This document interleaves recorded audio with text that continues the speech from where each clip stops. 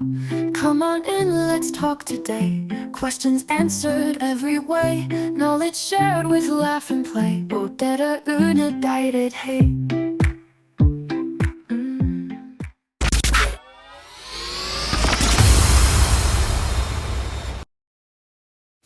Welcome back to Odetta Unedited, and today we're going to be doing something a little bit different. And as usual, I'm going to try not to edit, so ignore all the fluff, but we're going to try to chop it down a little bit. So I've got this new vanity that I'm going to try to fix up. So I'm going to use different containers to fill out the drawers so I can store things in there. And I'm going to take you along with me, but guess what I'm going to do? I'm going to do a voiceover where I'm talking to you about something related to something that's hopefully educational, so you can be educated and entertained. And for those, females who are interested in a vanity like this, let's show the vanity without me sitting there. So for those who are interested in a vanity like this, I'll link it in the description, as well as some of the packing or organization tools or things that I'm going to be using in it. So you can click the link and get access to it. So without further ado, I'm going to start doing what I'm doing, and I won't be talking because you'll be hearing the voiceover of the sensible thing that's happening while this video is showing.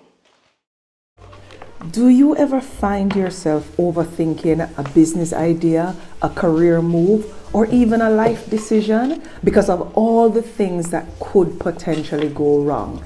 Listen, if you have been in that position, you're not alone. Many of us have what is referred to as a problem identifying mindset, a tendency to focus on risks, issues, and worst case scenarios.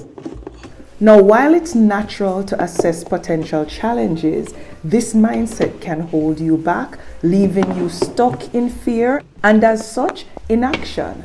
Let me give you some ways that a problem-identified mindset keeps you stuck. First is paralysis by analysis. This is when you're overanalyzing risks, and that in turn leads to indecision, which stops progress before it even starts.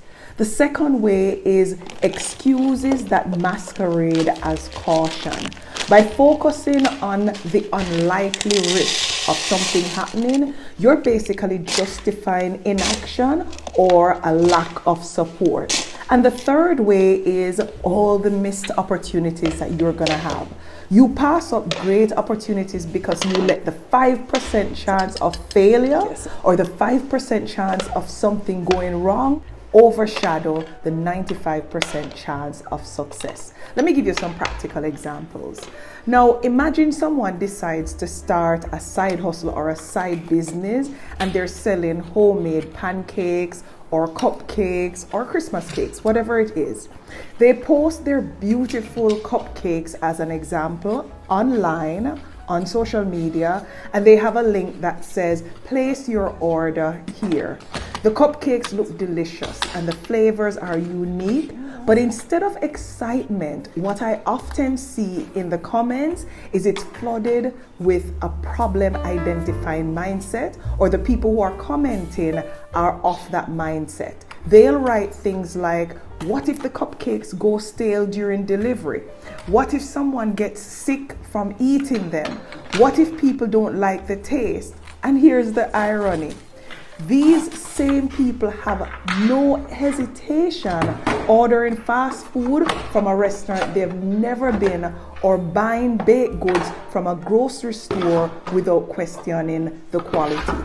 The issue isn't the cupcakes, it's the mindset that focuses on improbable risks instead of appreciating the effort and the creativity behind the business.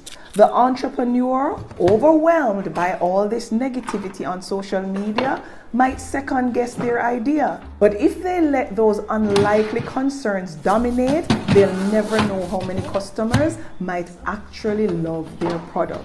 So what you have to do is to reframe your thinking. Let me give you another example, and this is my personal YouTube journey.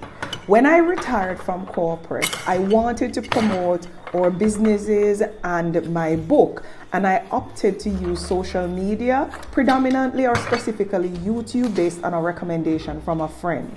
Many persons told me that the type of content that is successful on YouTube are channels about makeup, fashion, or family vlogs. Not about someone sitting and talking by themselves about mindset change and how to make money and financial freedom, which is what I do on my other channel, Odetta Rocket Car. Had I listened to this feedback, I would not have started. And fast forward only 2 years later, I now have 1.3 million subscribers on that channel, and I have single videos that have earned me over 100,000 US dollars in just 1 year. Imagine if I had aligned my mindset with the problem identifying mindset of the persons who were telling me all the reasons why this channel couldn't work, and instead focus on what if it fails instead of how can I make it work. I would have missed out on a life-changing opportunity. Now that you understand what a problem identifying mindset is, let's talk about how to shift it to a problem-solving mindset. The first thing you should do is reframe risk as challenges to mitigate them. It's okay to identify risks. I'm not telling you not to do that, but don't let them dominate your thinking. Instead, ask yourself, how can I reduce this risk? The second method is to focus on the 95%.